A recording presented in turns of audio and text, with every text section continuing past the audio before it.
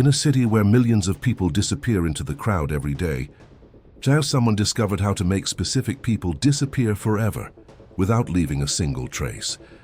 For 8 months, New York's smartest killer committed crimes that seemed impossible, until a 24-year-old rookie detective noticed something no veteran had seen. But when you discover a criminal mastermind's method, you don't become the hero of the story. You become the next target. The fluorescent lights of the 14th precinct buzzed overhead like dying insects as Detective Riley Chen sat hunched over 3 manila folders that had been collecting dust for months. It was 11:47 p.m. on a Tuesday, and the building was tomb quiet, except for the distant hum of the coffee machine and the occasional shuffle of the night shift officers downstairs. Rain drummed against the windows with relentless persistence, creating rivulets that distorted the neon glow of the city beyond. Riley had been a detective for exactly 72 hours. 3 days ago, she was still analyzing behavioral patterns in a cramped psychology lab at Columbia University. Tonight, she was staring at crime scene photographs that made seasoned veterans shake their heads and reach for another cup of coffee. Sarah Blackwood, Elena Vasquez, David Kim. 3 names that meant nothing to each other in life, but had become unwilling partners in death. The photos spread across Riley's desk told stories that didn't make sense, at least not to anyone who had looked at them before. Sarah Blackwood, 34, defense attorney, found dead in her locked home office on the 15th floor of a midtown high-rise. The door had been locked from the inside, the windows were sealed, and security cameras showed no one entering or leaving her apartment that night. The medical examiner ruled it a suicide by poisoning, despite the fact that no poison bottle was ever found. Professor Elena Vasquez, 52, criminology expert at NYU, discovered in her private study at the university. Door locked, no signs of forced entry. Death by apparent heart attack, though she had no history of cardiac problems. The strange detail that bothered everyone. Her research notes about unsolved murders were scattered across the floor, as if she had been frantically searching for something. David Kim, 29, tech entrepreneur, found in his converted warehouse loft in Brooklyn, security system fully armed, no signs of break-in, apparent accidental fall down the stairs, though friends insisted he was afraid of heights and never used the loft's upper level. 3 deaths, 3 locked rooms, 3 accidents that had left the NYPD's finest scratching their heads and filing reports that satisfied no one. Riley picked up the crime scene photo from Sarah Blackwood's office and held it under the harsh desk lamp. She had been doing this for 2 hours now, studying every pixel, every shadow, every seemingly insignificant detail. Her background in behavioral psychology had taught her to look for patterns that others missed, not just in people's actions, but in the environments they created around themselves. And then she saw it.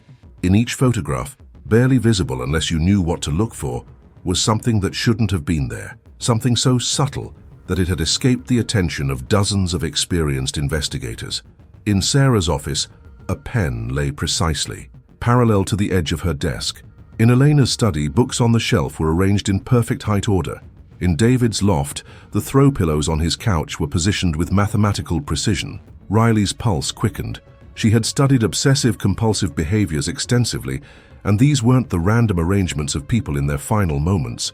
These were the signatures of someone else, someone who couldn't help but impose order, even in the chaos of murder.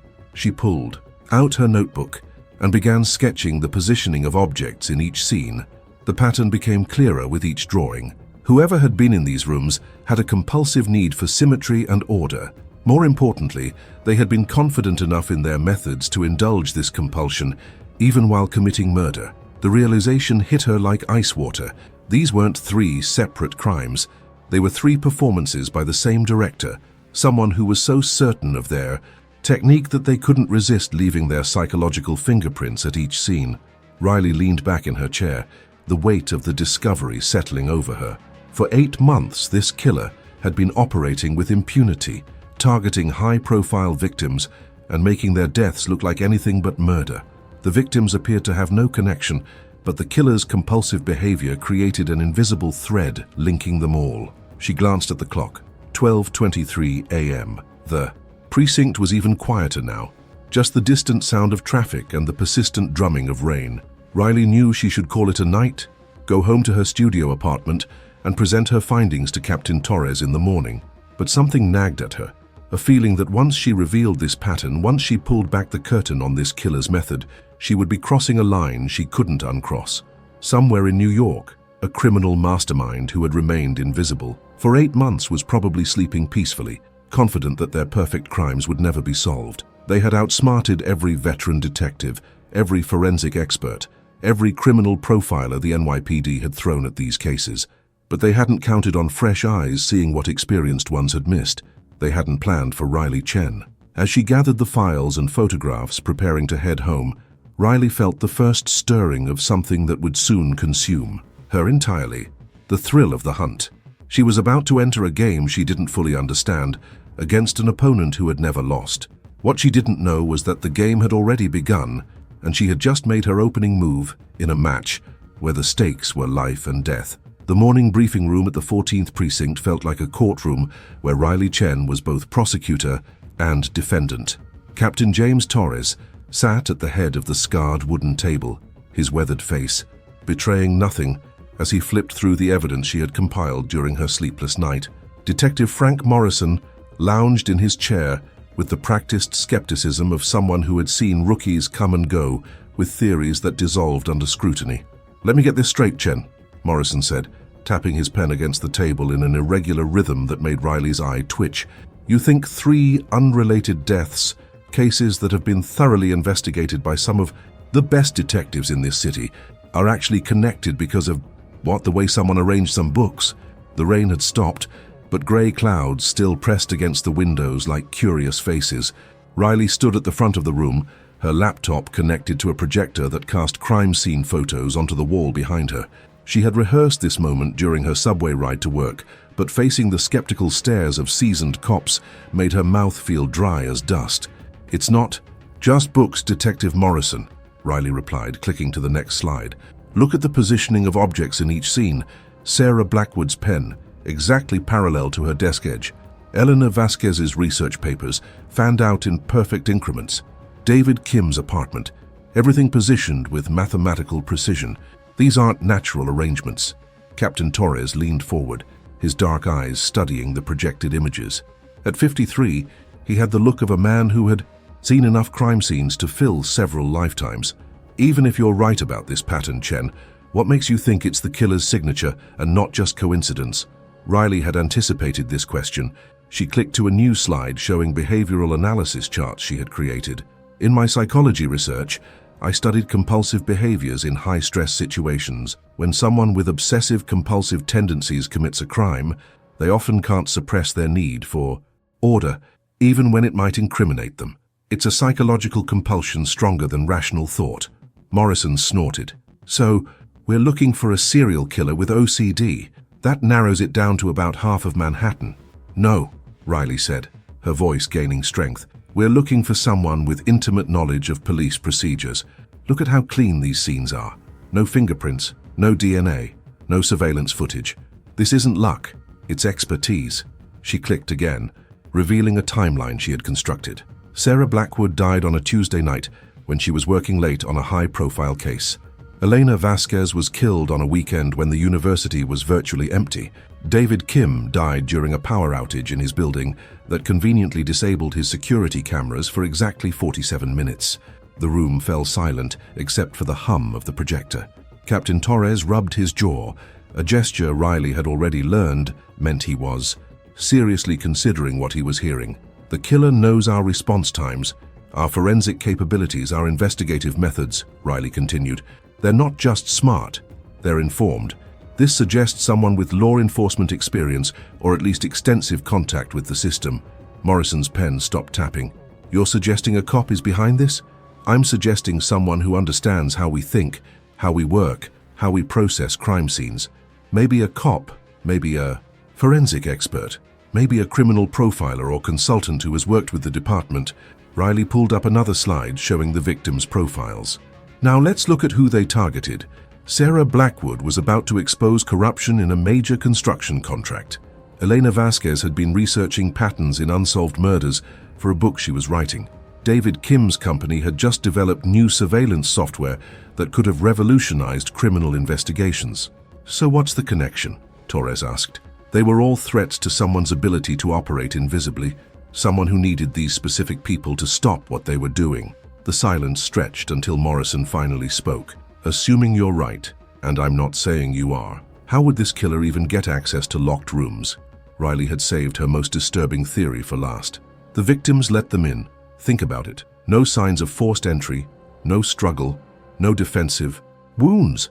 These people opened their doors to their killer. They trusted them. She paused, letting the implications sink in. Which means our killer isn't just someone with police knowledge. They're someone these victims had no reason to fear. Someone respectable. Someone who could walk into any crime scene, any police station, any investigation without raising suspicion. Torres stood up, walking to the window that overlooked the busy street below.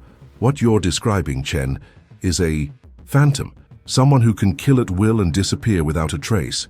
Not a phantom, Captain, a professional.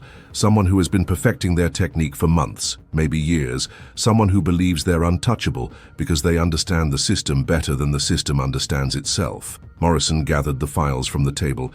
Even if this theory holds water, we're still nowhere. You're describing someone who could be anyone. Lawyer, doctor, forensic expert, federal agent. Hell, it could be the mayor's office cleaner if they've been around long enough. Riley felt her moments slipping away.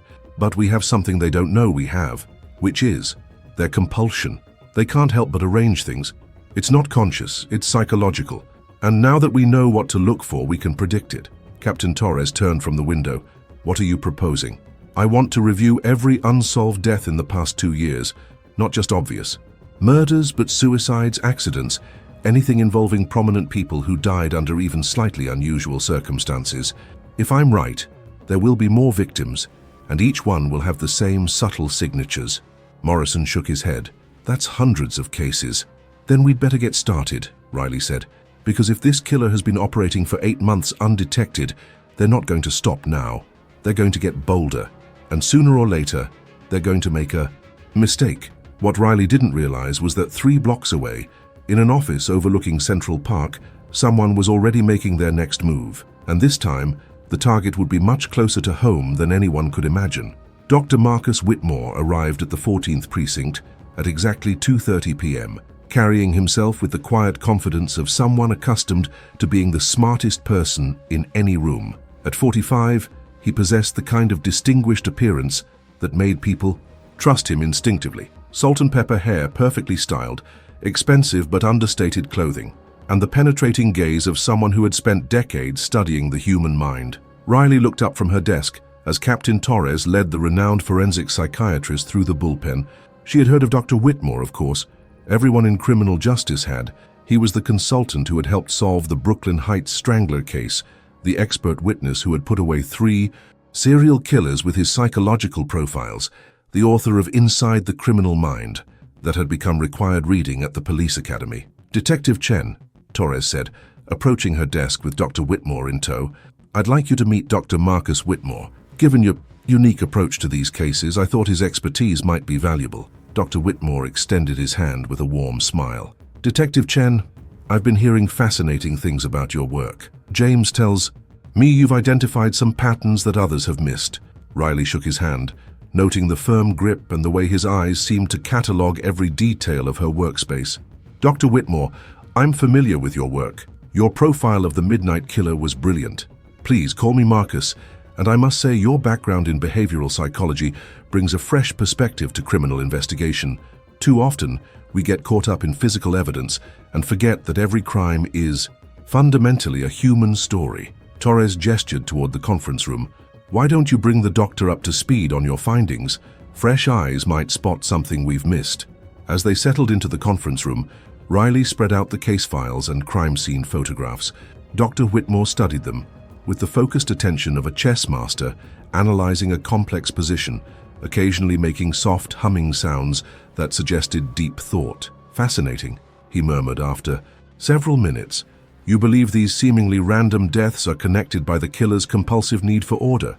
The positioning of objects at each scene suggests someone with obsessive-compulsive tendencies, Riley explained.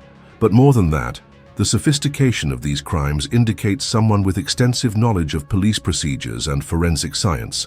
Dr. Whitmore nodded slowly. I agree with your assessment about the killer's psychological profile. The need for Symmetry and precision suggest someone who feels powerless in other aspects of their life and compensates through control over their environment and their victims.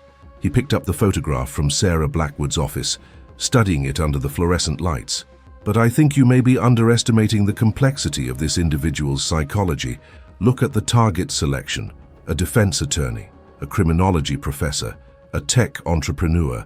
These aren't random victims or crimes of passion. No, Riley agreed. They were selected for specific reasons. Precisely, which tells us this isn't just someone with OCD who happens to be good at killing.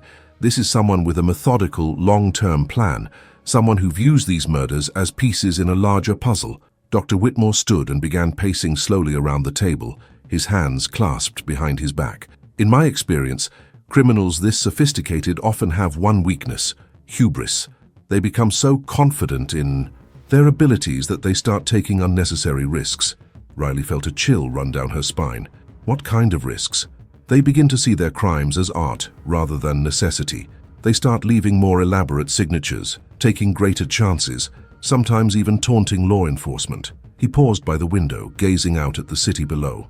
I suspect your killer has been watching the investigation closely, perhaps even enjoying the fact that seasoned detectives couldn't see what was right in front of them. You think they know we're getting close?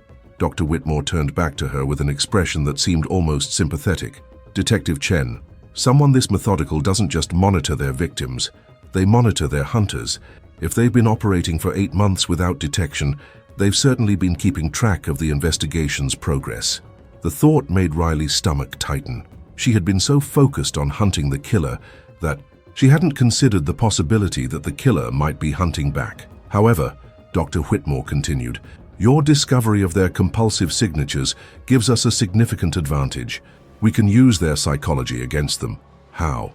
By creating a situation where their compulsions override their caution. If we can identify their next target and create the right circumstances, we might be able to draw them into making a mistake. Riley pulled out her laptop and opened the expanded timeline she had been working on. I've been analyzing patterns in the timing and location of the murders. There's definitely a rhythm to their selection process. Dr. Whitmore leaned over her shoulder to study the screen, and she caught the faint scent of expensive cologne mixed with something clinical, the smell of someone who spent time in hospitals or laboratories. Interesting, he said. 3 murders over 8 months, each roughly 10 to 12 weeks apart. If the pattern holds, we should expect another victim soon. That's what worries me, Riley admitted. I've been trying to identify potential targets based on the previous victims' profiles, but the connections aren't obvious enough to narrow down the field significantly. Dr. Whitmore was quiet for a long moment, studying the timeline with intense concentration. When he finally spoke, his voice had taken on a more serious tone. Detective Chen, I think there's something you need to consider. The sophistication of these crimes, combined with the killer's apparent knowledge of police procedures, suggests someone with intimate access to law enforcement circles. Riley looked up at him. You mean someone who works with the police? Possibly. Or someone who has extensive contact with law enforcement. A consultant, perhaps. Or a medical examiner. Or even a defense attorney who regularly interacts with police investigations. The implications of what he was suggesting began to sink in. You're saying the killer might be someone we trust.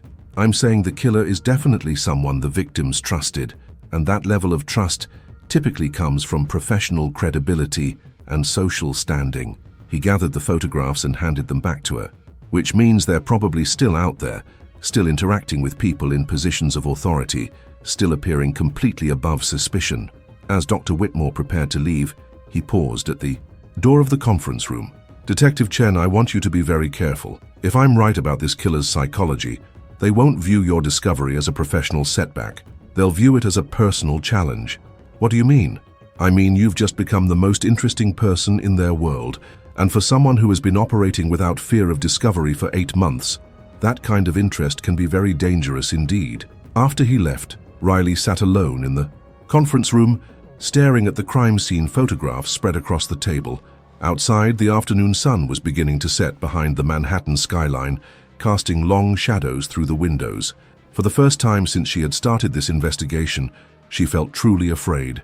She didn't know that 3 floors below, Dr. Marcus Whitmore was sitting in his car, making a phone call that would change everything. The call came at 3:17 a.m., jerking Riley from a restless sleep filled with crime scene photographs and perfectly arranged objects. Captain Torres's voice cut through the darkness of her studio apartment like a blade. "Chen, we've got another one. And this time, it's personal." Riley was already reaching for her clothes before he finished speaking. "Where?" "Columbia Presbyterian, Dr. Elena Martinez, head of forensic pathology. She was working late in her office when—" Torres paused, and Riley could hear the strain in his voice. "When someone decided to add her to our collection. The hospital's parking garage felt like a tomb at this hour, fluorescent lights casting sickly shadows between concrete pillars." Riley's breath formed small clouds in the cold air as she hurried toward the elevator, her mind racing with possibilities she didn't want to consider. Dr. Martinez had been the medical examiner who had performed autopsies on all 3 previous victims.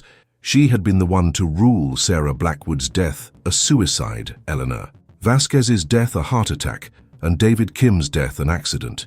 Now she was dead herself, found in her locked office with no signs of struggle, no evidence of foul play. Riley found Captain Torres standing outside the pathology department, looking older than she had ever seen him. Detective Morrison was there too, along with Dr. Whitmore, who had somehow arrived before any of them, despite not being officially called to the scene. "How bad is it?" Riley asked. "See for yourself," Torres said, leading her through the security doors. Dr. Martinez's office was a study in organized chaos, medical journals stacked with mathematical precision, pens arranged by color and length, even the coffee cup on her desk positioned exactly parallel to the edge. But it was what wasn't there that made Riley's blood run cold. "The autopsy reports," she whispered. "The files on our 3 victims. They're gone." Dr. Whitmore nodded gravely. "Whoever did this took everything related to the previous cases. They're cleaning house, eliminating any evidence that might contradict their carefully crafted narrative." Morrison kicked at the leg of a chair. "So we're back to square one. No evidence, no witnesses, no leads." "Not quite," Riley said, pulling out her phone to take pictures of the scene. "Our killer is escalating. They're taking bigger risks, making bolder moves. Dr. Martinez wasn't just a random target. She was a threat to their methodology." "How so?" Torres asked. Riley pointed to the empty filing cabinet. Dr. Martinez was the one person who could have connected the dots between all 3 autopsies. She had access to tissue samples, toxicology reports, everything that could reveal how these accidents were really murders. The killer needed her silenced. Dr. Whitmore moved closer to examine the desk. "But look how confident they've become. They've arranged everything with even more precision than before. The psychological compulsion is getting stronger, more pronounced." Riley studied the scene, noting the almost artistic arrangement of objects. It was as if the killer was becoming more comfortable with their signature, less concerned about hiding it. "They're proud of their work. They want us to see their handiwork. Or," Dr. Whitmore said quietly, "they want you to see it." The words hung in the air like a physical presence. Riley felt every eye in the room turn toward her, but it was Dr. Whitmore's gaze that made her skin crawl. There was something in his expression, not concern but anticipation. "What do you mean?" she asked. Dr. Whitmore gestured toward the arranged objects on the desk. "The precision here is even more elaborate than in previous scenes. It's as if the killer is showing off, demonstrating their capabilities for a specific audience." Morrison frowned. "You think they know Detective Chen is onto them?"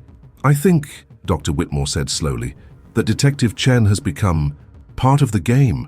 Riley's phone buzzed with a text message. She glanced at it absently, then felt the world tilt sideways. "You see the pattern now, don't you? The question is, are you smart enough to stop what comes next?" "A friend." The phone slipped from her trembling fingers, clattering onto the polished floor. Torres picked it up, read the message, and immediately barked orders for the IT department to trace the number. "It's a burner phone," Morrison said after a quick call. "Probably untraceable." Dr. Whitmore moved to Riley's side, his hand resting gently on her shoulder in what should have been a comforting gesture. "Detective Chen, I think you need to consider the possibility that you're no longer just investigating this case. You're part of it." Riley shrugged away from his touch, her mind racing. The killer had her phone number. They knew she was getting close. They were taunting her, drawing her deeper into their web. "We need to put you in protective custody," Torres said. "No." Riley's voice was stronger than she felt. "That's exactly what they want. They want me scared, reactive, off balance. If I hide, they win." If you don't hide, you might die, Morrison pointed out. Riley looked around the sterile office, at the perfectly arranged evidence of a mind that killed with surgical precision. Then we use that. We use my involvement to draw them out. Dr. Whitmore shook his head. That's incredibly dangerous. This killer has been operating with impunity for months. They're methodical, patient, and clearly obsessed with you now. Using yourself as bait could be suicidal, or it could be the only way to catch them. Riley picked up her phone, staring at the threatening message. They made a mistake by contacting me directly. They've revealed that this has become personal for them. Torres studied her with the expression of a father watching his daughter walk into traffic. What are you thinking?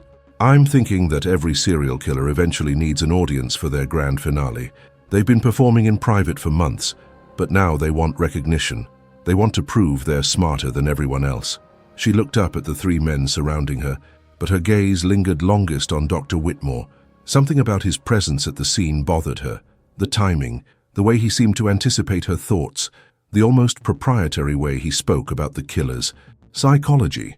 They want me to know how clever they are, Riley continued, which means they'll contact me again, and when they do, we'll be ready. Dr. Whitmore's expression had shifted subtly, becoming more intense. Detective Chen, I strongly advise against— With respect, Doctor, Riley interrupted. This is a police matter now. We appreciate your consultation, but we'll handle the operational aspects. For just a moment, something flickered across Dr. Whitmore's face. Surprise, perhaps, or irritation. It was gone so quickly that Riley almost convinced herself she had imagined it. Almost. As they prepared to leave the hospital, Riley found herself walking beside Dr. Whitmore toward the elevator. In the harsh, fluorescent lighting, she noticed something she hadn't seen before. His hands were perfectly manicured, his cufflinks aligned with mathematical precision, even his briefcase carried with exact posture. The elevator doors opened with a soft ding, and as they stepped inside, Dr. Whitmore spoke quietly, just loud enough for her to hear. You know, Detective Chen, there's something beautifully ironic about a hunter becoming the hunted. It changes the entire dynamic of the chase, doesn't it? Riley's blood turned to ice water. She looked up at him, studying his face in the elevator's dim lighting, and realized that she had been staring into the eyes of her killer for the past several hours. Dr. Marcus Whitmore smiled, a warm, paternal expression that didn't quite reach his eyes. I do hope you're prepared for what comes next, he said softly, as the elevator descended into darkness, because the real game is just beginning. Riley's hand moved slowly toward her service weapon as the elevator descended through the hospital's bowels. The confined space suddenly felt smaller, the air thicker, Dr. Whitmore's presence looming like a predator that had finally revealed its true nature. I wouldn't, he said, conversationally, noticing her movement. Captain Torres and Detective Morrison are waiting in the lobby. Any sudden violence would be difficult to explain. The elevator reached the ground floor with a gentle chime that sounded like a death knell. The doors slid open to reveal the hospital's main lobby, bustling with late-night activity. Nurses changing shifts, security guards making rounds, visitors hurrying through the corridors. Dr. Whitmore stepped out first, maintaining his professional demeanor as if nothing had changed between them. Shall we rejoin your colleagues, Detective Chen? Riley followed, her mind racing through possibilities. Torres and Morrison were indeed waiting by the information desk, but they were 30 feet away. Too far to help if Whitmore decided to make a move. She needed to play this carefully, to stay alive long enough to expose him. How long have you been planning this? She whispered, as they walked across the lobby. Planning. What? Dr. Whitmore asked with innocent confusion, loud enough for anyone nearby to hear. Then quieter, you'll need to be more specific. The murders? Meeting you? Or this particular moment? They were almost to Torres and Morrison now. Riley could see the captain checking his watch, probably wondering what was taking so long. She had perhaps 10 seconds to make a decision that could save or end her life. The answer is 8 years, Whitmore murmured. I've been perfecting the methodology for 8 years, but you've been the real challenge for exactly 4 days. Detective Chen, Torres called out. Everything okay? Fine, Captain, Riley replied, forcing normalcy into her voice. Dr. Whitmore was just explaining some aspects of the psychological profile. Morrison looked between them with the suspicious expression of someone who sensed undercurrents he couldn't identify. Doctor, we appreciate your consultation, but I think we can handle things from here. Dr. Whitmore smiled that warm, trustworthy smile, that had probably comforted hundreds of victims' families over the years. "Of course, Detective Chen, I do hope you'll call if you need any further assistance." He handed her his business card. Expensive paper, elegant font, everything perfectly aligned. But as their fingers touched during the exchange, he pressed something else into her palm. A small piece of paper, folded with geometric precision. "Gentlemen," he nodded to Key. Torres and Morrison then walked away toward the parking garage with the measured pace of someone who owned the world. Riley waited until he was out of sight before unfolding the paper. Written in precise handwriting was an address in Lower Manhattan and a time 2 a.m. tomorrow. "Come alone, or Rebecca Torres dies first." The blood drained from Riley's face. Rebecca Torres, the captain's 19-year-old daughter, a sophomore at NYU studying criminal justice, who had probably never imagined that her father's job could put her in danger. "Chen?" Torres noticed her expression. "What is it?" Riley looked up at the man who had become like a father to her in just 4 days, knowing that the next words out of her mouth would shatter his world. "Captain, we need to call Rebecca right now." Torres pulled out his phone immediately, but the call went straight to voicemail. He tried again. Same result. "Her phone's off," he said, concern creeping into his voice. "She usually keeps it on even when she's sleeping." Morrison was already on his radio, calling for a welfare check at Rebecca's dorm room, but Riley knew they would find nothing. No signs of struggle, no evidence of foul play, probably just an empty room with everything arranged in perfect order. "He has her," Riley said quietly. "Who has her?" Torres demanded. Riley held up the note, watching as Torres read it, and the color drained from his face. Morrison looked over his shoulder, cursing under his breath. "Dr. Whitmore," Riley explained. "He's our killer, and now he wants to finish this face-to-face." Torres was already moving toward the exit, but Riley caught his arm. "Captain, we can't just rush in. He's been planning this for months, maybe years. He knows exactly what we'll do, how we'll react. That's my daughter, Chen. I know. And if we go in without a plan, she's dead. But if I go alone, absolutely not." Morrison stepped between Riley and the door. "It's obviously a trap." "Of course it's a trap," Riley said, "but it's also our only chance to catch him. He's made this personal, which means he's finally vulnerable. His need to prove he's smarter than me overrides his caution." Torres was staring at the note, his hands trembling slightly. "What are you thinking?" Riley pulled out her phone and started typing a message. "I'm thinking that Dr. Whitmore has been studying us for months, learning our procedures, our response times, our capabilities. But there's one thing he doesn't know." "What's that?" Riley hit send on her message and looked up at them with grim determination. "He doesn't know that I've been studying him too, and I think I know exactly how to use his compulsions against him." The warehouse address on the note was in a part of Manhattan where abandoned buildings clustered like broken teeth. As Riley walked into the darkness, she carried with her not just the hope of saving Rebecca Torres, but the weight of a terrible realization. She was about to face a killer who had been preparing for this moment far longer than she had been alive. In the distance, a clock tower chimed 2 a.m., and the final game began. The warehouse smelled of rust and forgotten years, its vast interior illuminated by a single spotlight that created a circle of harsh white light in the center of the space. Riley moved through the shadows along the walls, her service weapon drawn, every sense hyper-alert as she approached the illuminated area. Rebecca Torres sat in a chair within the spotlight, unconscious but breathing, her hands bound with rope that had been tied with mathematical precision. Even in this desperate situation, Dr. Whitmore couldn't suppress his compulsive need for perfect symmetry.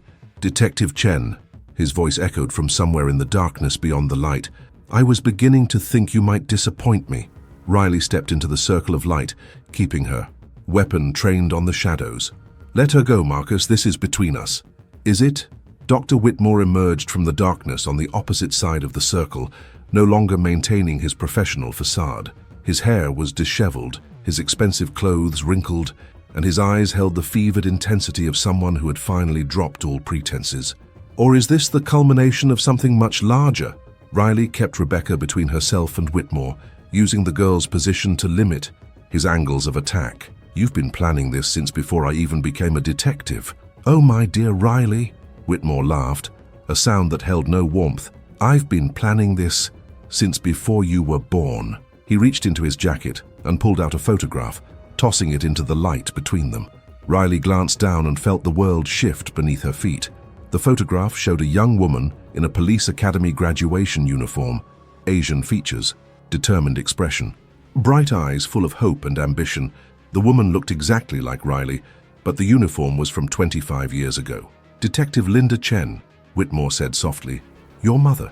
Brilliant investigator, just like her daughter. She had the same intuitive ability to see patterns that others missed." Riley's weapon wavered as the implications crashed over her. "You killed my mother. I made her disappear," Whitmore corrected. "Just like I made Sarah Blackwood and Elena Vasquez and David Kim disappear. Your mother was investigating a series of deaths that would have exposed my early work. She was getting too close, asking the right questions." The warehouse seemed to spin around Riley as memories flooded back. Her mother's empty chair at the dinner table, the hushed conversations between her father and police officers, the funeral with a closed casket because the body was never found. "You arranged for her to investigate those cases," Riley whispered.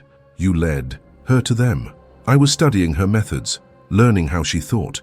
She was quite remarkable, really. I almost regretted having to eliminate her." Whitmore began walking slowly around the circle of light. "But then I realized something wonderful. She had a daughter who would grow up with the same gifts, the same instincts." Rebecca stirred in the chair, consciousness slowly returning. Riley could see the terror in the girl's eyes as she realized where she was. "I've been watching you for years, Riley, guiding your education, influencing your career path, ensuring you would become exactly the detective I needed you to become. You're insane." "I'm thorough," Whitmore said. "Do you think it was coincidence that you were assigned to review those cold cases on your third day? Do you think Captain Torres just happened to show your work to me?" Riley felt the final pieces of the puzzle clicking into place with sickening clarity. "You manipulated everything. The case assignments, the consultation request. I needed to see if you had inherited your mother's gifts, and you exceeded all my expectations." Whitmore stopped walking, positioning himself directly across from Riley. "You found the pattern in 4 days that eluded experienced detectives for 8 months. Because you wanted me to find it. Because I needed to know if you were worthy of being my final masterpiece." In that moment, Riley understood the true horror of her situation. She hadn't been hunting a killer. She had been dancing to his choreography from the very beginning. Every clue she had found, every connection she had made, every step of her investigation had been orchestrated by the man who had murdered her mother and was now pointing a gun at Rebecca Torres. "The question now," Dr. Whitmore said, raising his weapon, "is whether the student has surpassed the teacher. Can you save this girl where your mother failed to save herself?" The warehouse fell silent, except for the distant sound of sirens. Too far away to matter, too late to help. Riley looked into the eyes of her mother's killer and realized that some patterns never truly end.